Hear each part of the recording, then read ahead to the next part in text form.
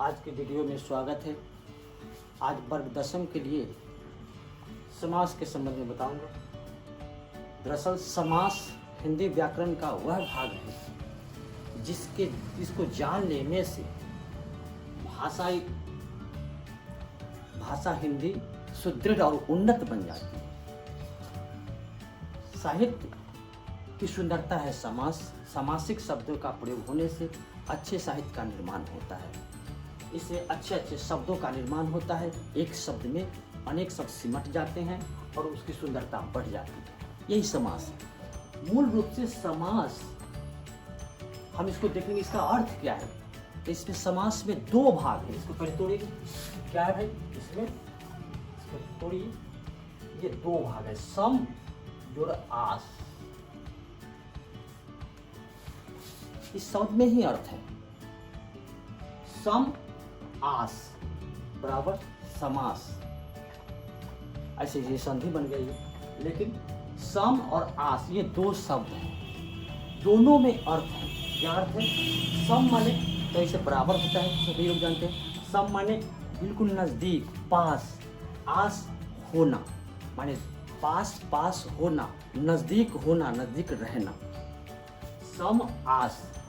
समास माने वह चीज, वैसा शब्द जो पास रहे। यानी समास में दो शब्द होंगे, दो शब्द बिल्कुल पास रहेंगे, दोनों नजदीक होकर एक ऐसा उन्नत अच्छा अर्थ प्रतिपादित करेंगे, वही समास कहलाता है। ये समास हो गया। सम आस माने नजदीक रहना, समास माने हो गया नजदीक रहना, नजदीक होना। अब ये दो शब्द नजदीक कैसे होता है, तब समास की इसकी परिभाषा इस आधार पर बनेगी। सम माने इसको पास रहना, नजदीक रहना, दो शब्द को बिल्कुल नजदीक गठित होकर रहना। परिभाषा इसकी क्या बनेगी, जरा इसके शब्दों में परिभाषा क्या बनेगा समास की, देख लीजिए। दो या दो से अधिक शब्दों को मिलाकर जो नए सार्थक शब्द बनते हैं, नया सार्थक शब्द बनता है, उसे समास कहते हैं। दो या दो से अधिक शब्दों को ही मिलाकर बनेगा, जो नया शब्द बनता है उसे समास कहते हैं। और ये कैसे होता है भाई, जैसे गंगा का जल, 1 2 3, 1 2, इसको छोड़िए तो बाद में बताएंगे क्या है। गंगा का जल, एक ये दो मिलाकर बना एक शब्द बनेगा, बन गया क्या, गंगा जल। समास में अब ये तो गंगा जल बन गया, अब ये बन गया ये गंगा जल। साधारण जल नहीं, कौन जल, गंगा जल। सरिता जल नहीं, चापाकल का जल नहीं, दूसरा जल नहीं, गंगा जल। ये समास हो गया। इसकी कुछ विशेषता हो गई, कुछ गुण हो जाएंगे। सबसे पहले ये समास में कुछ ऐसे शब्द होते हैं, मैं उसकी चर्चा करूंगा, आप भी सुनेंगे, कहीं और भी मिलेगा। समास जब बनता है तो बनने में उसको दो भाग होते, जैसे ये और ये विग्रह इसको बोलते हैं, और ये समस्त पद हुआ, इसको बोलते हैं समस्त पद। समास की भाषा में इसे समस्त पद बोलेंगे या सामासिक शब्द बोलेंगे। और ये इसका यह विग्रह हुआ, इसका विग्रह। अब समास में विग्रह होता है, माने विग्रह माने तोड़ना, विग्रह माने अलग करना। जब हम विग्रह करते हैं तब तो हमको पता चलता है कि यह कौन सा समास होगा। यानी इसका प्रकार जानने के लिए, इसका गुण जानने के लिए, इसकी विशेषता जानने के लिए हम इसका विग्रह करते हैं। किसका? उस समस्त पद का, उस दो से अधिक बने हुए शब्द का, सामासिक शब्द का विग्रह करते हैं, तोड़ते हैं। यानी समस्त पद का विग्रह होता है समास में। समास में विग्रह होना जरूरी है। विग्रह क्यों होना जरूरी है?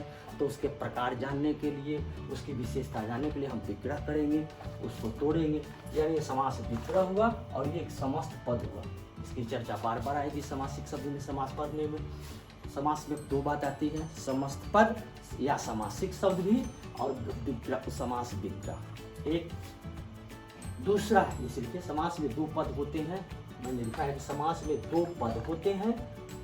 अब ये समास में दो पद कैसे होता है?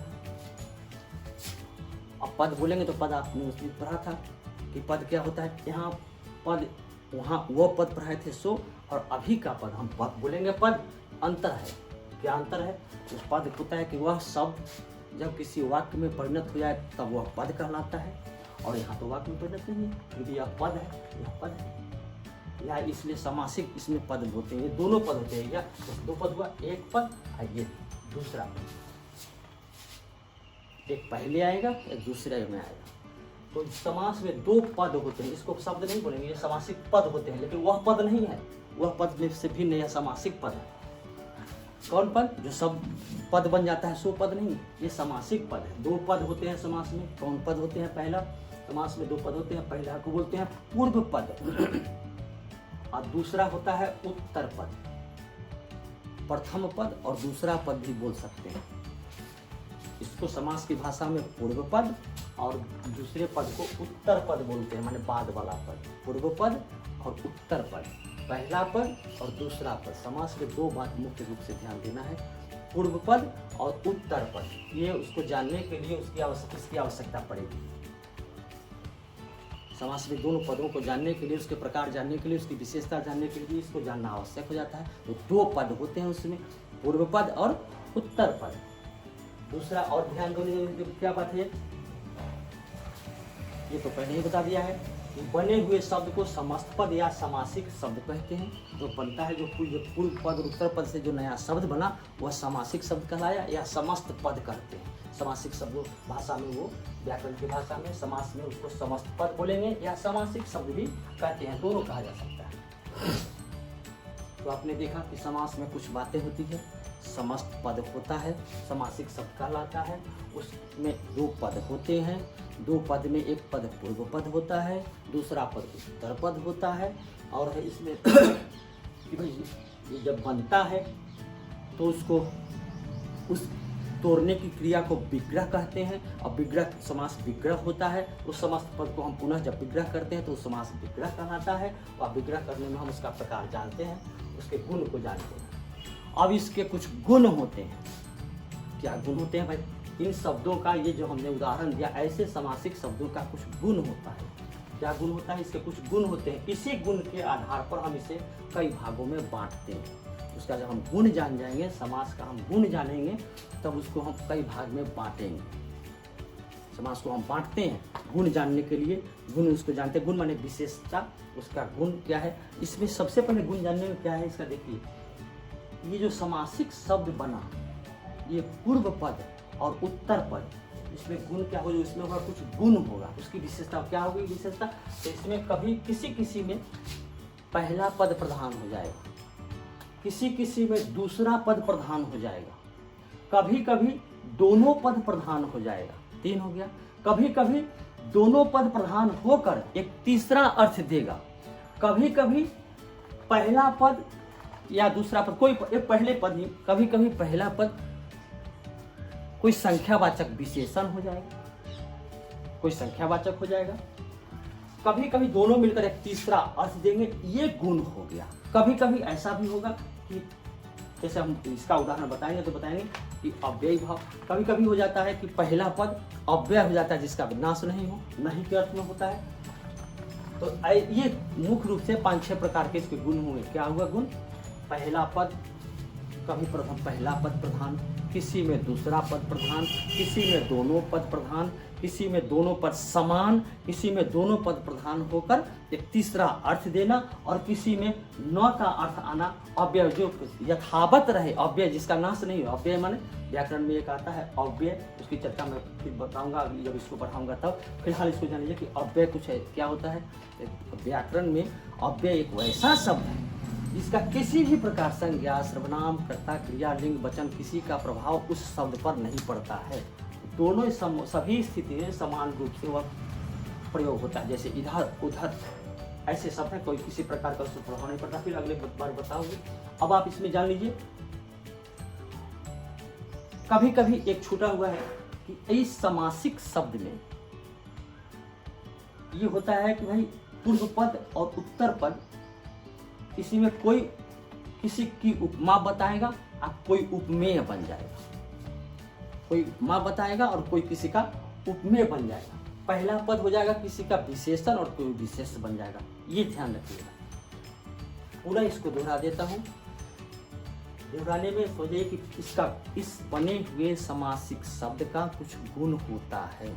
पहला, इसका किसी शब्द में पहला पद प्रधान, किसी में दूसरा पद प्रधान, किसी में पहला पद विशेषण, दूसरा पद विशेष, दूसरे शब्दों में उसी का पहला पद उपमान, दूसरा पद उपमेय। अब उपमान और उपमेय भी ऐसा नहीं कि नहीं समझना। उपमान हुआ कि माने जिस शब्द से किसी शब्द की विशेषता बतलाई जाए, तो जो शब्द से विशेषता बताई, जैसे कमल के समान नयन, तो कमल हो गया उपमा, कमल हो गया विशेषता, तो उपमान हो गया कमल। और किसकी विशेषता बताई जाती है, जिसकी विशेषता बतलाई जा रही है वो उपमेय। तो किसी समासिक शब्द में पहला पद उपमान, दूसरा पद उपमेय, पहला पद विशेषण, दूसरा पद विशेष, और दूसरा कभी कभी दोनों पद प्रधान, कभी कभी दोनों पद प्रधान होकर एक तीसरा अर्थ प्रतिपादित करता है, तब ये इतने गुण उसको बनते हैं। और इन गुणों के आधार पर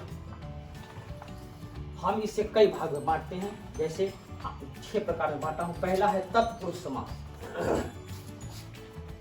तत्पुरुष समास। दूसरा है कर्मधारय समास।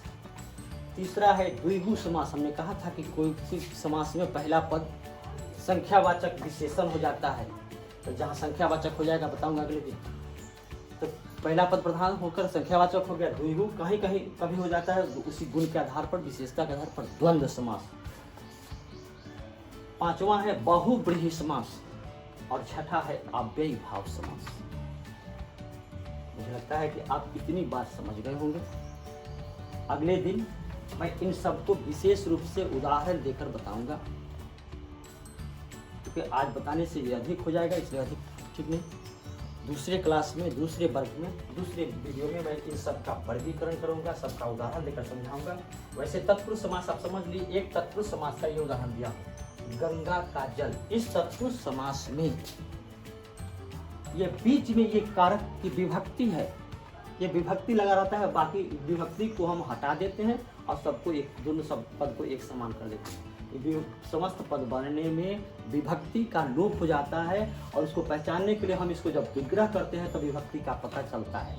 इसको विभक्ति पता लगाने के लिए इसको विग्रह करें, इसका विग्रह करेंगे। अब विग्रह करेंगे तब कौन विभक्ति है ये पता चलेगा। जो विभक्ति लगेगा वही तत्पुरुष समास होगा। तत्पुरुष समास में कई हो जाते हैं, जैसे कर्म तत्पुरुष, करण तत्पुरुष, संप्रदान तत्पुरुष, अपादान तत्पुरुष, संबंध तत्पुरुष। यहाँ आओ षष्ठी संबंध तत्पुरुष, षष्ठी तक आता है। षष्ठी तत्पुरुष 6 प्रकार के तत्पुरुष होते हैं। केवल पहचान क्या, उन कारक के चिन्हों से हम उसका पहचान कर लेते हैं। कारक का चिन्ह है का चिन्ह है, कभी को चिन्ह मिलेगा, कभी काटे थी आदि आदि। से मिलने के अर्थ में, से बिछुड़ने के अर्थ में, ये हुआ कर्मधार तत्पुरुष समास। फिर अगले वीडियो में मैं पूरा डिटेल बताऊंगा इनके प्रकार के संबंध में और पहचान के संबंध में, विग्रह कैसे होता है, पहचान कैसे होता है, और इतना ही। अगले वीडियो में फिर दूसरी। धन्यवाद।